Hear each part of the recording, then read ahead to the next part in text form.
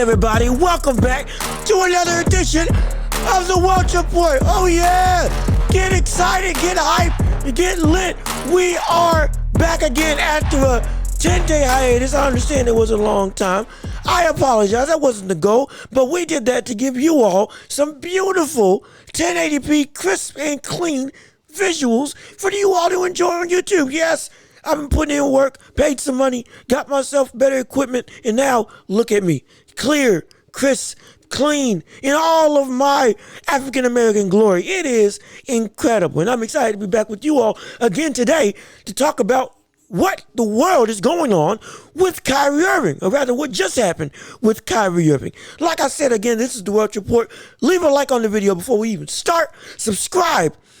Leave a comment on everything that we talk about. Let's get busy. Get in fights. Let's get disagreements going. Let's anything. Whatever you feel. Put it in the comment section below.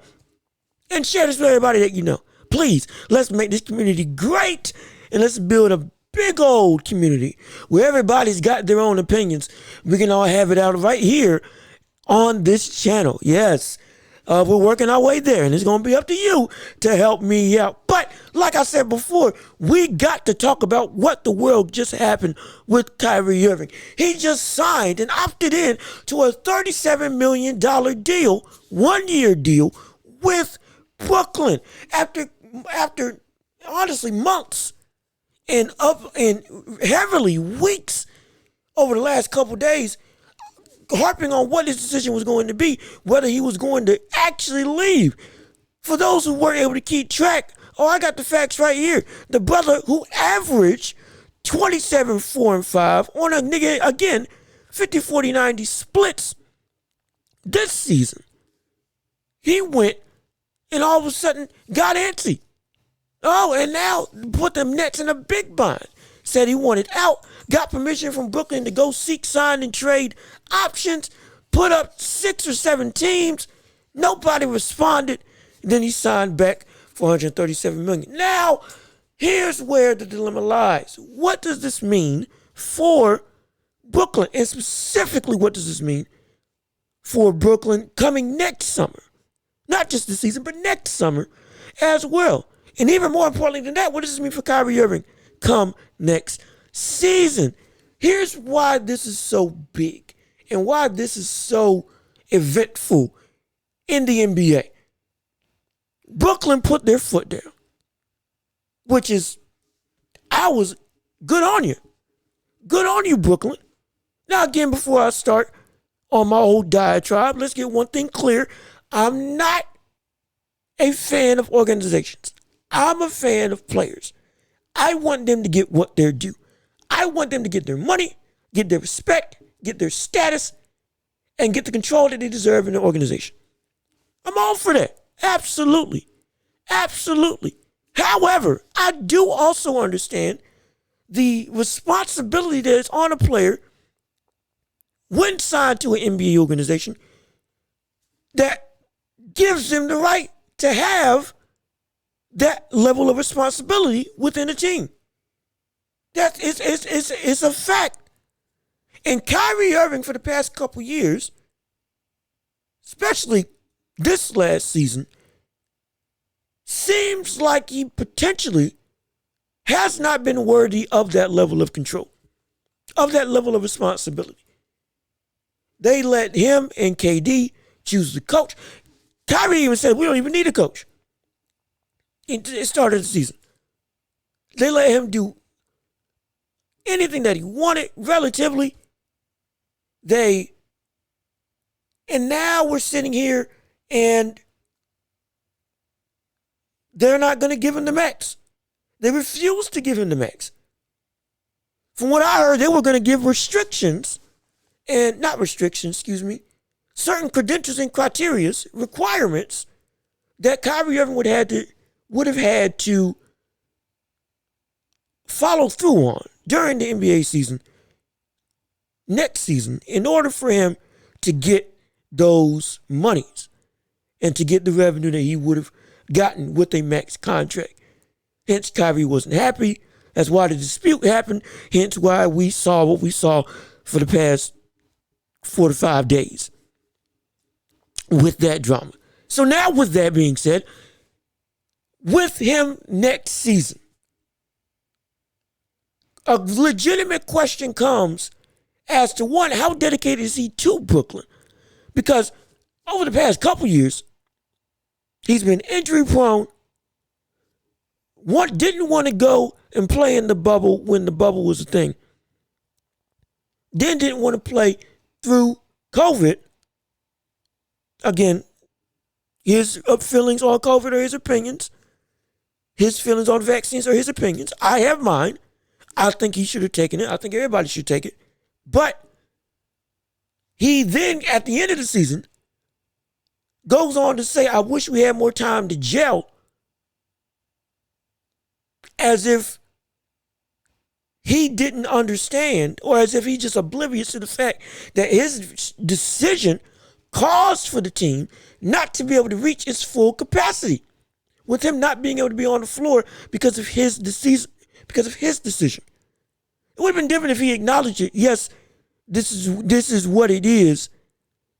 I understand I was a part of why the chemistry wasn't what it was, but I stand by my choice. I got full respect if he went out and said that. However, to almost obliviously, or seemingly in oblivion, go out and just say, oh, I wish we had more time to gel, or I wish the team had more chemistry, knowing that you were one of the main reasons why the team didn't have chemistry going into the playoffs, and one of the main reasons why James Harden isn't there anymore. Just not even gloss over that. To me, it's stupid. And that's me. It might not be you, but that's me. That's just not owning up to what your actions caused, what the consequences of your actions were. If he's standing by what he believes, hey, that's him. But you have an obligation to own up to it. Instead of just saying, oh, I wish we had more together time, when you yourself knew exactly why. You knew it was a state rule. You knew what the mandate was in New York, yet you chose to do what you did. That's fine if you own up to it at the end of the day and not use the excuse of, oh, we just didn't have time to gel, when that exact excuse is because of your direct actions. You have to be able to own up to that. You have to. You just have to. But again, this isn't a diatribe on whether the mandate was good or bad, or whether his decision was right or wrong. It's about what's going to happen next year. We've seen this multiple times. Kyrie Irving up and leaving. It's been a thing. Mandate or not, it's been a thing. And we've seen the circus that follows him wherever he goes when he's over the past couple years since he left Cleveland. It's just a fact. And now we're seeing that talent doesn't always trump everything else that comes with it. Talent can't cover up everything. This is exactly why he lost leverage when he went to go find a signing trade during this squabble between him and the Nets for his contract. He went out, wanted to go to the Clippers, Miami, Knicks, Sixers, and Mavericks. Most of whom I don't think have the space to be able to get him.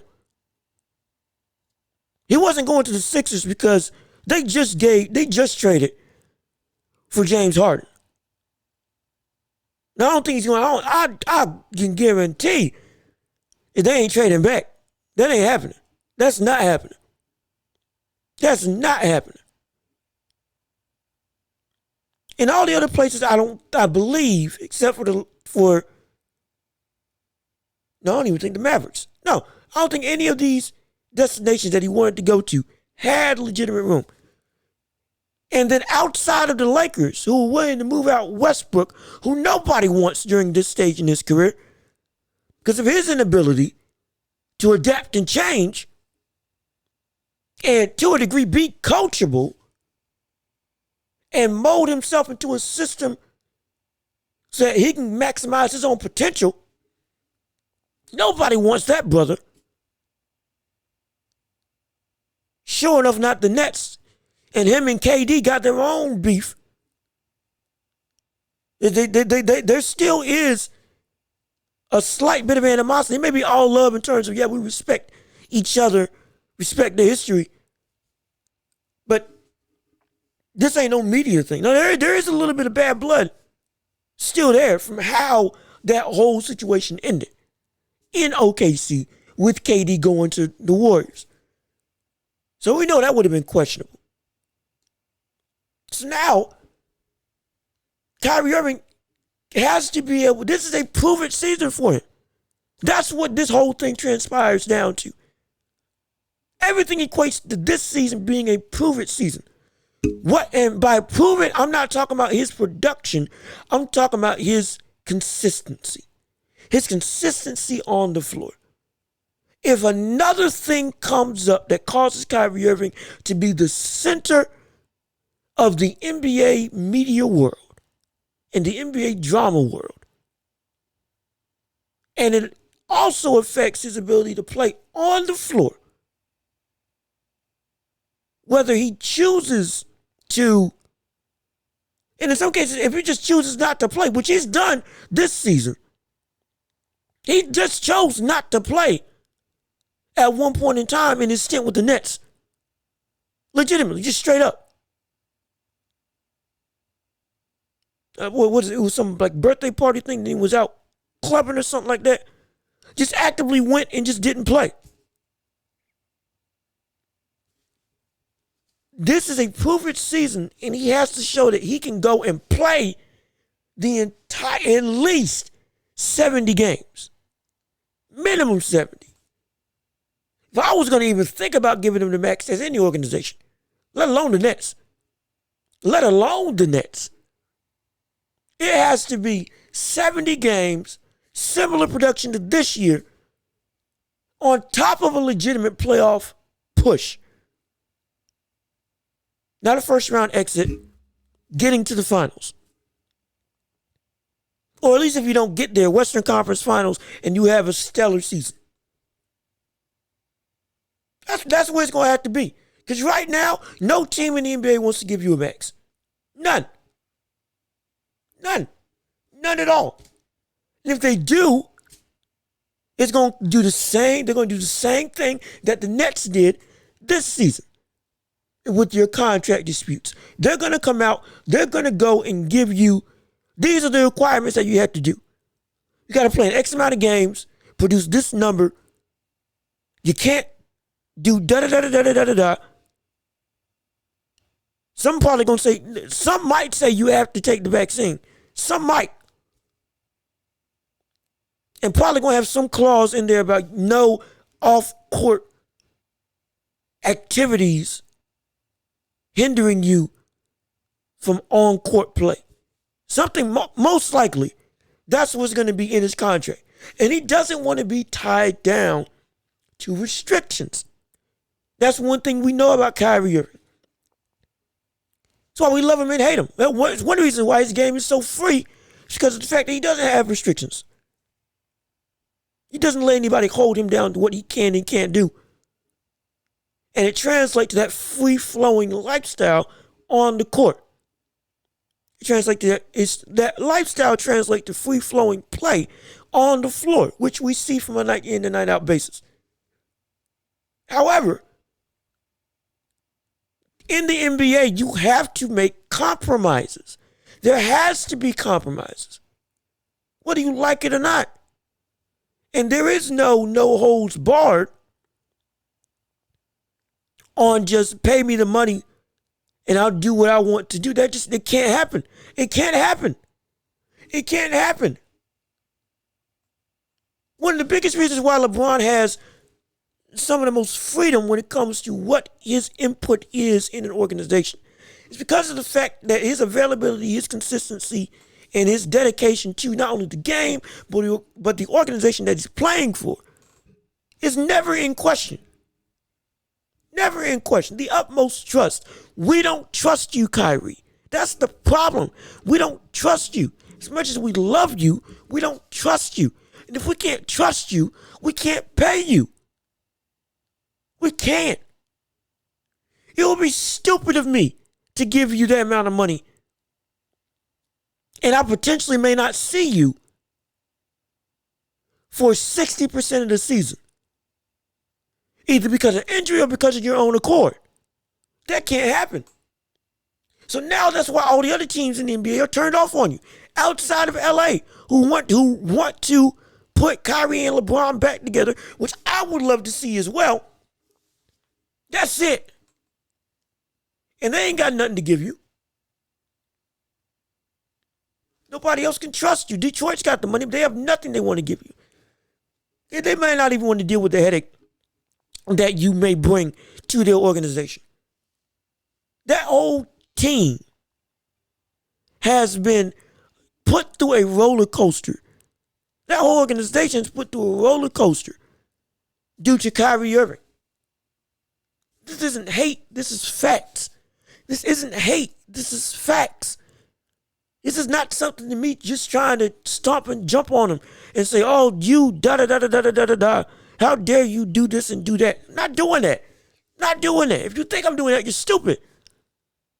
But it has to be put in plain sight and made plain to you, the viewer, not because you're not smart. You're incredibly smart.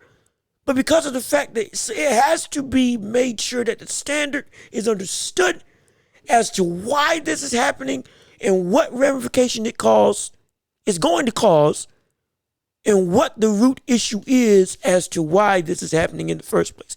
And that root issue is his inability to be able to be on the floor due to his own volition.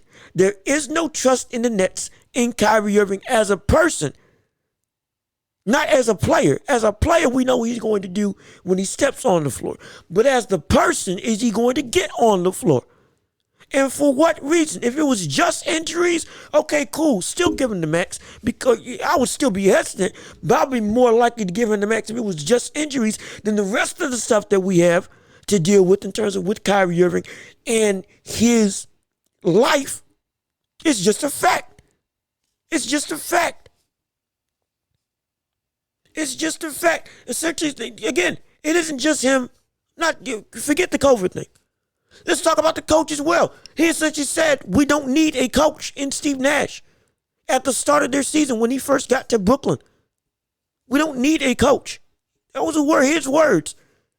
So essentially, the person that you put under power to head everybody on the floor, supposed to be the most respected person on the team, which is the coach, has now been thrown publicly under the bus, said that we don't need you. We can just do an ISO ourselves and just play playground ball without any needs of anybody being over telling us what to do. Looking for adjustments. We're looking for adjustments, making plays, drawing up schemes. We don't need that.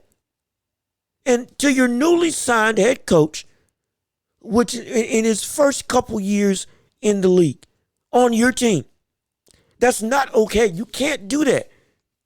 You can't do that. You can't do that. Because then he loses respect of not only his team but the other, but in the surrounding organization, in the surrounding NBA. He loses credibility when you say we don't need you and you're one of the best players in the league. You can't do that. That's not how you create a culture. That's not how you do it. Your play is phenomenal. But when it comes down to you being on the floor and also what your just presence brings to the team, over the past couple years, it's been turbulent. It's been turbulent. It's been rocky. And this is where the trust comes into play. We want to trust you. We want to put full faith in what you can do. and your ability to be one of the focal points on this Brooklyn Nets team. But now we can't, hence we have to do and put in these restrictions and these requirements and everything you don't like in a contract and in your responsibility on the team, because of the fact that your responsibility on the team is something that we don't know that we can trust. We don't know if we can trust you with that responsibility. We don't know if we can trust you with a big portion of the keys to this organization. We don't. And now we're sitting here where we are. No other team in the NBA does either. Because what you're demanding is not what you're worth. Because what you're worth has been diminished by your mentality. What you're worth has been diminished by your mentality. You think you're bigger than basketball. That's a bold statement to say, I understand. But his actions have shown it. His actions have shown it. Whether it's to the media or anybody for that matter who talks out to him, calling out things that don't make sense and calling out some of the hypocritic things that he's done, like when he went and said, I'll stay in Boston, and then left in Boston. And again, like I said, when he says, I wish we had more time to gel, without acknowledging that he was one of the main reasons why the team couldn't gel when he was while he's in Brooklyn. Those types of things make me think that you're bigger than the game, and you're not. You don't have the same cachet and the same rapport like a LeBron, like a KD. Because of you, not because of your play, but because of you, the person. And your inability to handle the responsibility of being a star like a star is supposed to. If you can't get that understood, you're not going to get max money again. You're not. Because you're looking for the perfect situation. That's what he's looking for. He's looking for the perfect situation for him. And what do I mean by perfect situation? I'm not talking about personnel around him. I'm not talking about talent around him. I'm talking about the we'll give you the money and we're completely hands off. Do whatever you want to do. That's what Kyrie Irving wants when it comes to the trust that he strives for within an organization. That's what he's looking for. That's what he loves. That's what he wants. To a degree, somebody say that's what he needs. Now, is it bad that a player wants freedom? No, it's not. But what did I say? Just like with LeBron,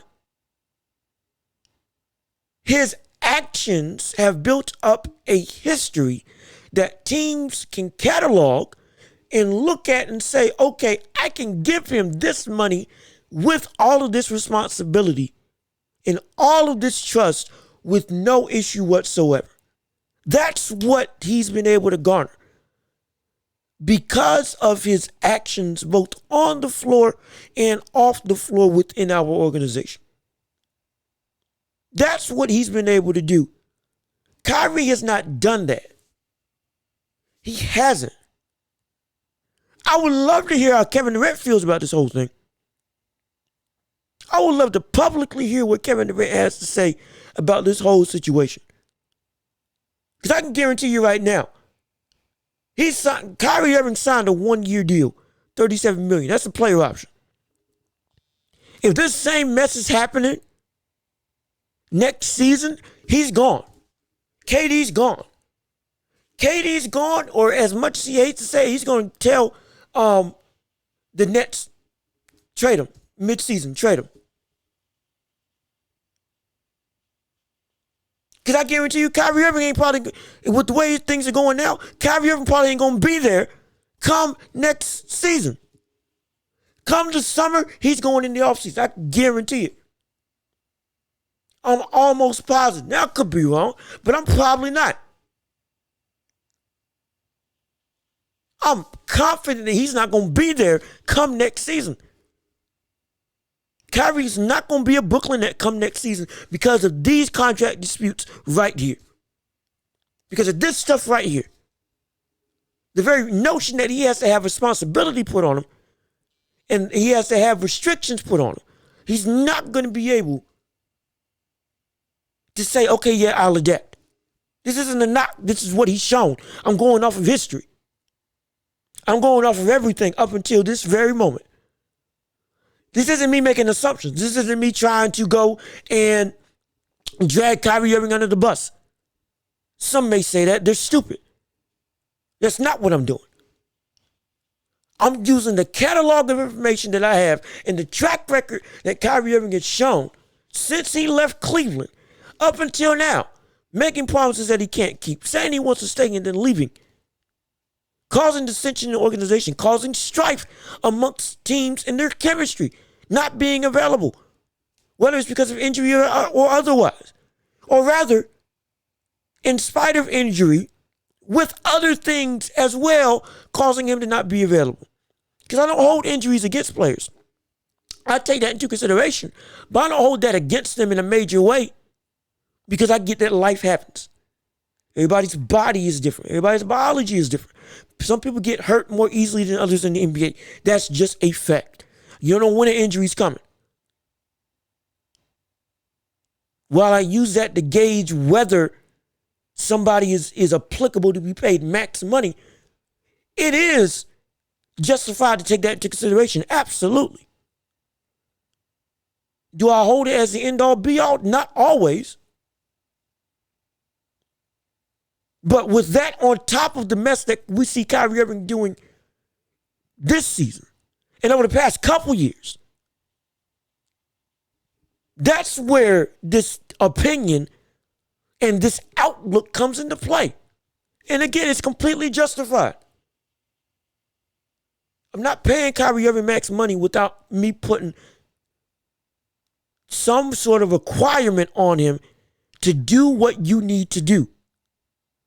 To be here consistently and play consistently and show what you can do on a consistent basis. That's just reality. That's just reality. Whether you agree with it or not, that's reality of the situation. That's the reality of life. In life, you can't just go out and do whatever because there's restrictions on what's acceptable and what's not. And as a superstar player, you should know full well what is and what you're doing is not.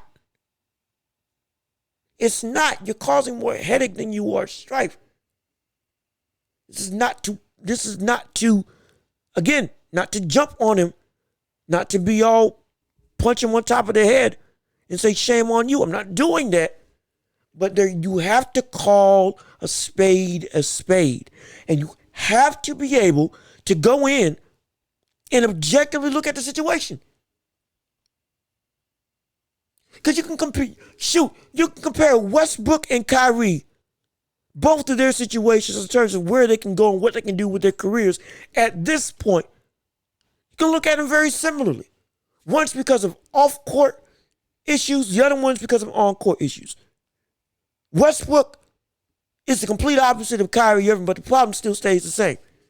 Westbrook, he goes out, he's available to play 70 to 80 games, you're guaranteed. Guaranteed 70 to 80. Always there. You don't got to worry about him never not playing. Gives 100% every time. You know he's dedicated to basketball. There is no questions from the media or anybody in or outside the organization as to what Westbrook is in terms of his mentality towards the team. He's fully there, 100%. Doesn't matter. Fully there. But at the same time, on the flip side of that coin, yes, he's fully there. But then the brother can't play. Putting up horrible field goal percentages, turnovers out the butt. IQ seems to go down every single game. Losing his athleticism, making dumb shots. Not making dumb shots, taking dumb shots, making dumb decisions, and then being absolutely reluctant to adapt his play style. regardless of who's in front office or who's the head coach. Will that change next season? We'll have to see. But the same thing with Kyrie Irving, we will have to see. Same thing applies. All the ifs about next season and next summer are just that, ifs. But the reality of the situation is that what we know right now is that another if, but it's an applicable if because it's a continuation of a previous course of action. If this keeps up, we do know what will happen because we already see the reactions of teams and organizations in light of this action. If Westbrook keeps playing like he's playing now, his stock will keep going down more and more. And next season, he ain't getting no 40-something million. He ain't getting 30-something million. I'd be surprised if the brother got 20 million for 1 year. I'd be surprised if he keeps playing this way and having that same mentality of I'm not changing my style of play. Kyrie Irving, if he keeps up the actions that he's doing that cause a lot of dissension within an organization, cause a lot of strife among the players and coaches and staff and head front office people, if he keeps this up, on top of not being available to play, in spite of his on-court abilities, he will not be able to demand a max from any team because no team will give him a max to begin with. He may just only get 1 year deals for 30-something million until he proves otherwise. So come next free agency, when he's most likely going to be a free agent, unless they win a championship. If they win a championship next year, okay, then I'll say that he stays.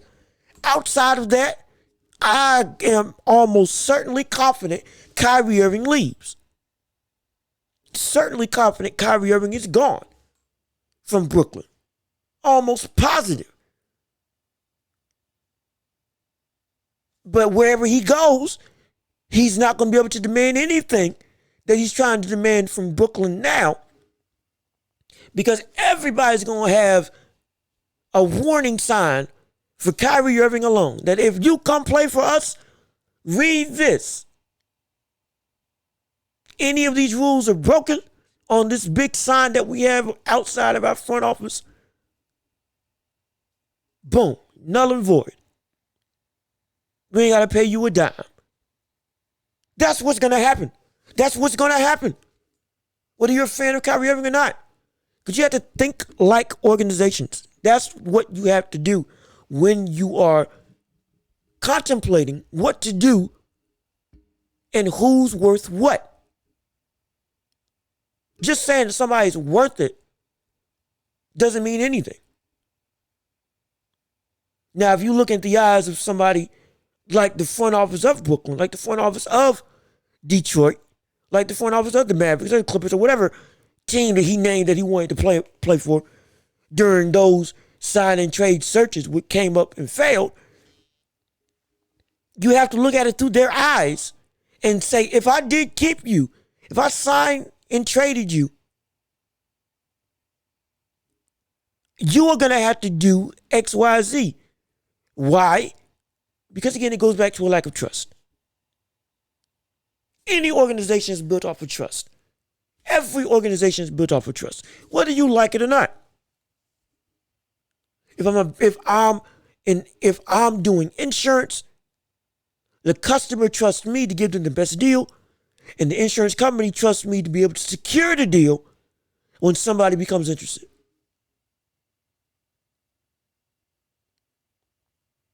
It's just the truth.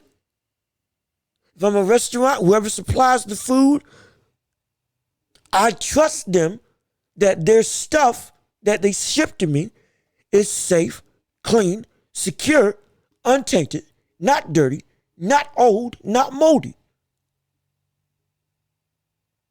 And if that happens, I get to continue business. because I now trust that you are reliable. Kyrie Irving, that's not the case. It's not the case. As great as he is, that's not the case. He can turn any organization around at the same time, leave them high and dry. That's not what you want in a potential number one superstar on an organization. It's no. It's just no. It just can't happen. It can't happen. You ain't got to agree with what I say. You don't got to agree with the opinion. But the fact still stands that the truth is the truth. No matter what moves happen this offseason. And barring a championship for Brooklyn, the Nets are not going to re-sign Kyrie Irving unless he proves this season that he can play 70 plus games without a bunch of drama, without a bunch of what the Nets would view as stupidity, whatever their criteria for stupidity is, and without up and leaving. All of that under whatever restrictions that the Nets had under their initial, during their contract dispute with Kyrie Irving, that's still going to apply to this season. It's just going to be a gauge. It's going to be a silent gauge. That's what it is. It's a silent agreement. It's a silent agreement. That's the best way I can put this whole deal. Silent agreement. This is a silent agreement between Kyrie Irving and Brooklyn. Kyrie Irving in Brooklyn, yes, they only signed, it's 1 year, $37 million. But the rules of the contract disputes, the Nets are still going to implement them. They're still going to put them. They ain't going to do nothing if he breaks them. They're just not going to re-sign him. But they're still going to use those same credentials that they put out that Kyrie Irving did not want to agree to in the contract negotiations to sign a max. Because the Nets offered, they would have given him a max just with those rules. Kyrie said, no, I don't want that. And now where we are. So Kyrie Irving is still under that same moniker and that same gauge and those same restrictions that Kyrie viewed as unacceptable. The Nets are still going to implement them. They're just not going to say anything. They're still going to look to see whether he's going to play X amount of games. They're still going to look to see whether the off-court decisions that he makes drastically affects the on-court production of the entire team. They're still going to look at the outside noise that Kyrie Irving makes and how it impacts the overall rapport and mentality and morale of the organization in Brooklyn. They're going to look at all of that. And if it goes to that it breaks the same rules that they were trying to get him to sign to when they were doing the contract disputes, they're just not going to say anything. They just won't re-sign him. They'll let him go. Or they might try to trade him before the trade deadline mid-season. That's what will happen. That's what will happen. Because they've already said they ain't afraid to give it up. They've already said they ain't afraid to give it up. They were prepared to lose both Kyrie and KD in a matter of days. They were prepared to lose both Kyrie and KD in a matter of days. Said it publicly. Publicly put out. We ain't afraid to get rid of both of them. Because we ain't going through the same thing we went through. And have our heart in our hands. We're not going through that. We'll blow it up if we have to. We got our finger on the trigger. That stick of dynamite's ready to go. We just need a reason. That's all he's saying. We just need a reason. That's what Brooklyn's saying. We just need a reason. And we'll blow this whole thing up. For both of y'all, you better believe we'll get some stuff back. You best believe we'll get some stuff back. better believe we'll get some stuff back. Because you got to understand, they have to look at the future. They now have KD, Kyrie, and Ben Simmons all on the same team at this moment in time. Problem is, you see the problems with Ben Simmons since that playoff debacle and a back injury that I'm still not sure was legitimate. All these things are going on in the organization. They've already got another player who's, in terms of not just public opinion, but in terms of his actions on the floor, or rather his decisions off the floor that have caused him to be not on the floor, which is essentially him saying, I'm not ready yet. For what reason, I don't know. Again, some say injury, some say it's because of mentality. His mind just isn't there. Mental health is a serious thing, but the point still stands. It's a question mark. And since it's a question mark, you can't have two question marks hanging over the two key pieces on your team. It can't happen. If you got a potential big three, even though I don't think it's a big three, until Ben Simmons shows that he can get back to all-star status, it's not a big three, but people are going to pose it as a big three because of the threat.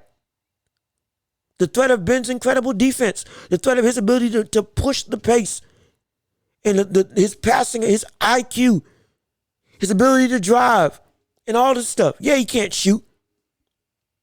But just imagine if he gets over that. Oh my gosh. He finally lives up to that baby LeBron-esque moniker that we were giving him all those years ago when he first came into the league. Sure, he may live up to that. But that's only if he plays. Again, you got the two big question marks of whether your two biggest stars are going to play. They're not going through that. Brooklyn's not going through that. Not at all. Finger on the trigger, they will blow everything up in a heartbeat.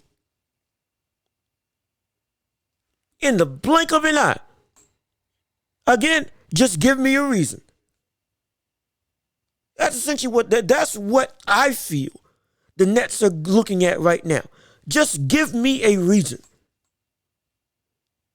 Because if that wasn't the case, they wouldn't have said we're prepared to lose both Kyrie and KD. If they were still saying, oh, we need to make sure we have both, we can't afford to lose both stars because of the potential, we got to do everything we can to get everybody, and they wouldn't have put that out. That wouldn't have been put on Twitter and shared with every major news outlet. It wouldn't have. They wouldn't have said that. But the very fact that they said we're willing to lose both in a matter of days if necessary. They're saying, give me a reason. We ain't getting caught with our pants down again. Give me a reason. I'll blow this whole thing up. I'll blow it up with everybody inside. That's what they're doing. And that's the reality. That's the reality for Brooklyn. That's the reality for Kyrie. If he doesn't get his act together in terms of being able to be available on a consistent basis, outside of injury, again, injury, if it's just because of injury, I would still give him 2-3 years because he's that special. But because it's injury and more, I can't. If you're injury prone and then you're also prone to not playing on your own volition, that's not money I'm spending. That's not money well spent. That's money horribly spent. That's stupid money.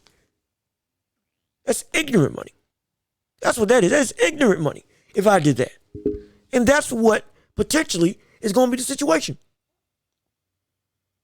Or that was going to be a potential situation if the Nets didn't put their foot down. Now that they have, you're looking at Kyrie Irving. You've got the message from Brooklyn and you've got the message from everybody else in the NBA. Brother, you ain't worth the max. You're not. Reason being is because we can't trust you. You show me this season that we can trust you, come free agency, hey, now we can talk. But right now, good gosh, no. And some teams really do need Kyrie Irving.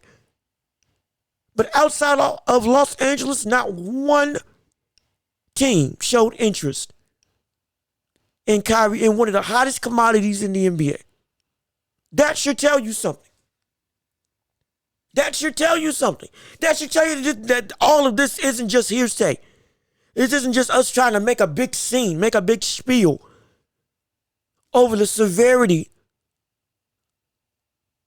of this situation, over the severity of Kyrie Irving and his availability, and the reason for his lack of availability. This should tell you all you need to know.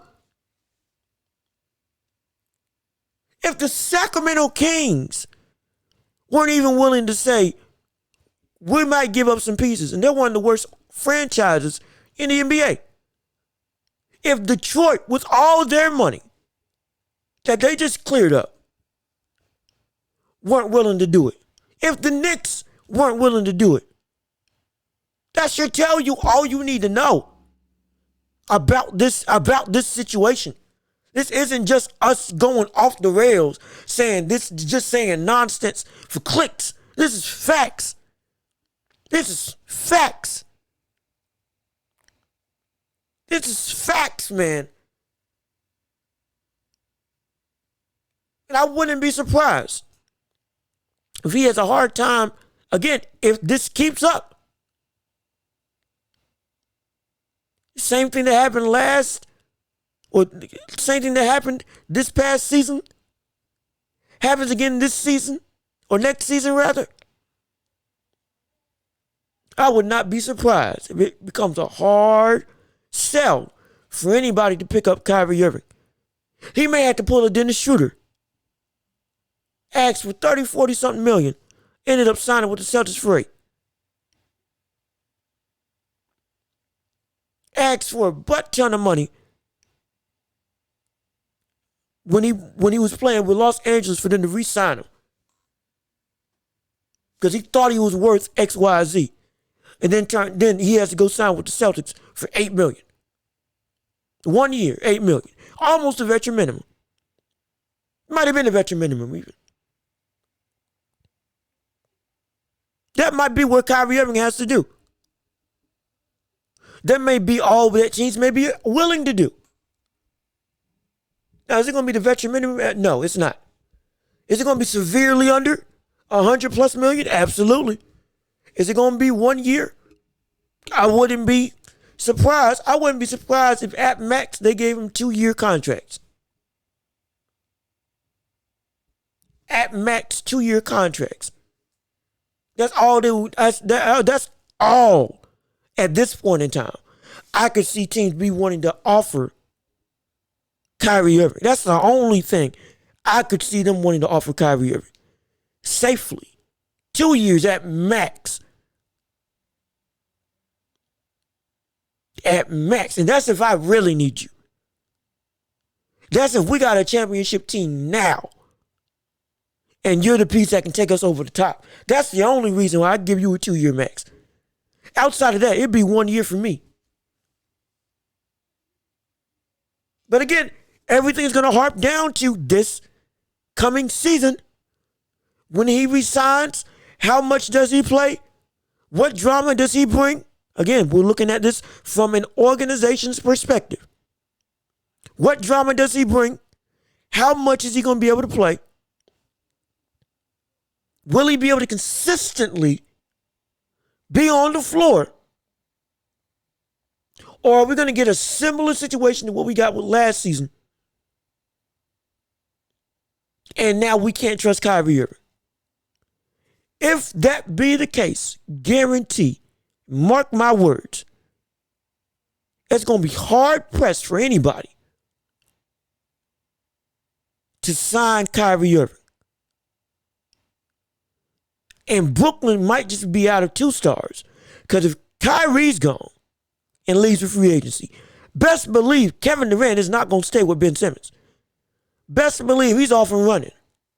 Where to? I don't know. It better not be Golden State. Again, best believe, though, he'll be gone. At the drop of a hat, go to the Players Tribune. I'm requesting a trade. Or even go on Twitter and say, I want out. Plain and simple. Because this whole experiment, Kevin Durant signed, 3-4 years? Kyrie Irving as well, signed about the same amount of time. Kyrie Irving has missed 103 games. No, has played 103 games. That's barely a season and a half. Even worse. That's one season in 20 games, just about.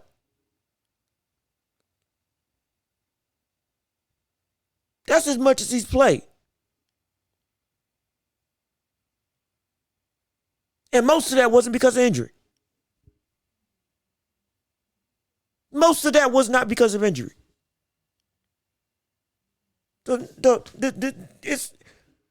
It's frustrating because I want to see him on the floor. It's frustrating because I want to see him succeed. But I can't get around what I know is true. In that right now, teams view him as a liability more than an asset. Teams that are looking for any change, like LA, are considering him, but the same thing's going to apply. So, we're looking at a situation where if Kyrie doesn't show up, not on court, but as a person, if he doesn't show up and show that he's not going to throw people under the bus, show that he's not going to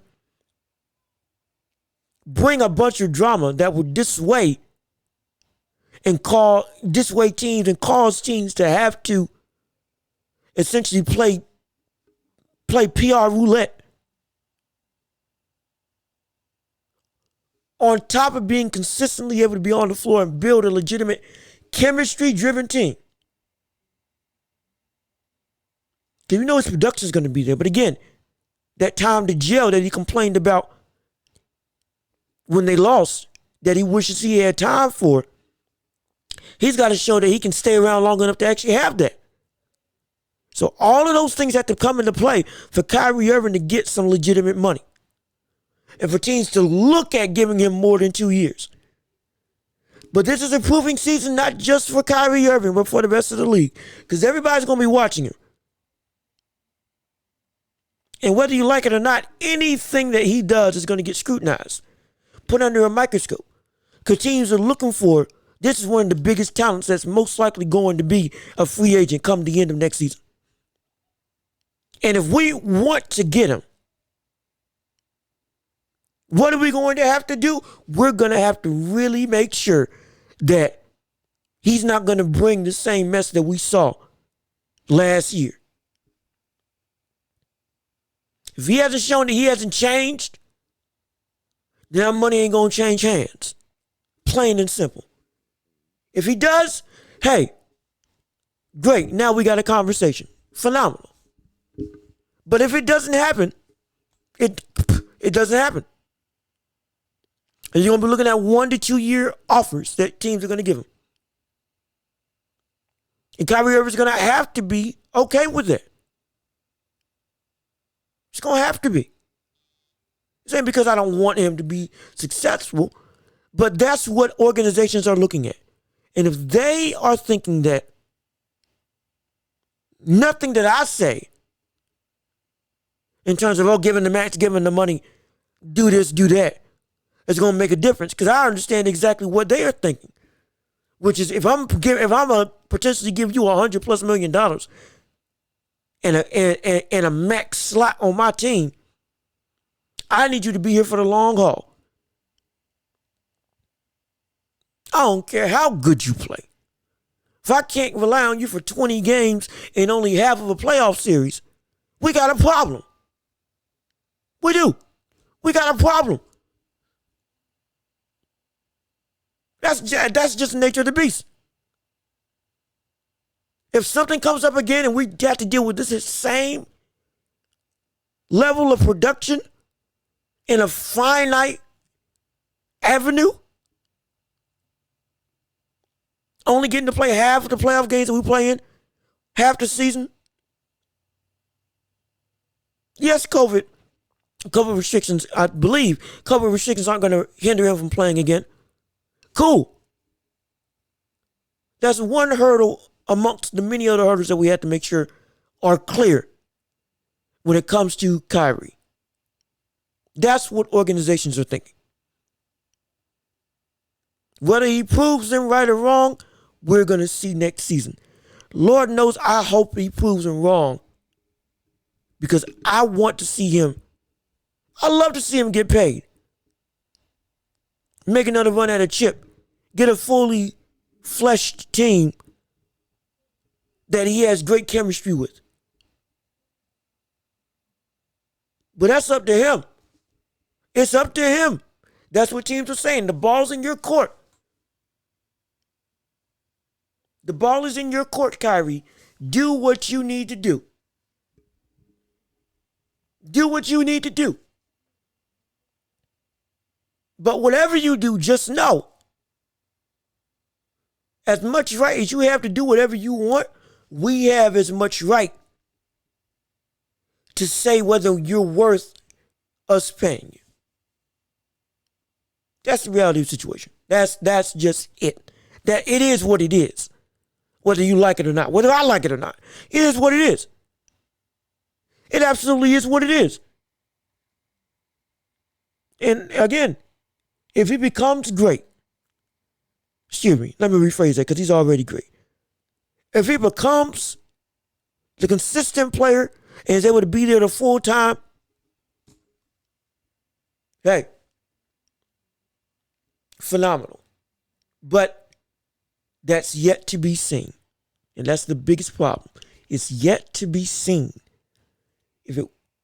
Once that hurdle gets cleared, we will truly be able to see what the world teams are going to view Kyrie Irving as. Because right now, he's a big risk and a liability that potentially will put a team on a downward spiral rather than a fast track to success. But all of that has to be seen come next season. We're going to see what the world happens. Lord knows I hope it's good. Lord knows I hope it's good. But again, this has been another episode of The Welch Report. Yes, I've been your host, Jean-Luc Welch. We're back at it again. Isn't this exciting? Oh man, the off-season move, free agency, not free agency. Is it free agency? I believe free agency is tomorrow. Either way, moves get made tomorrow on Thursday. Stuff really gets popping. So sit back, relax, grab your popcorn, and see what the world's getting ready to happen. We about to have a ball. I'll catch y'all later on another episode of The Welch Report. Leave a like, comment, share. Share this to everybody that you know. Tell other people about the show. Let's build this community. Let's make this great. Peace and love. We are out of here.